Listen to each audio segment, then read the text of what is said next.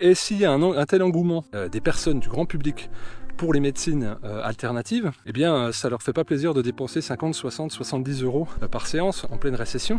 C'est parce que c'est là où ça ne fonctionne pas ou plus au niveau de la médecine. Il y a beaucoup de médecins qui me disent, évidemment de manière très moqueuse, mais qu'est-ce que vous faites pendant 1h30 dans vos séances? Et moi je réponds, ce que vous faites pas en 10 minutes. Et c'est vrai en fait, qu'est-ce qu'on peut trouver en 10 minutes? Donc aujourd'hui la médecine est basée sur une trinité sainte, c'est un symptôme égale une maladie égale un traitement, point et basta. Il n'y a pas d'individualisation. Et ce que proposent les médecines complémentaires, c'est justement prendre le temps de faire des anamnèses. Si vous allez voir un homéopathe, il y a peu de chances, uniciste, que vous ne restiez pas moins de 45 minutes. Si vous allez voir un bon naturopathe, hygiéniste, ça sera 1h, 1h30. Si vous allez voir un médecin chinois, ça sera une bonne heure. Un praticien en médecine ayurvédique, même chose. Parce qu'en fait, on parle du terrain, on parle plus du symptôme.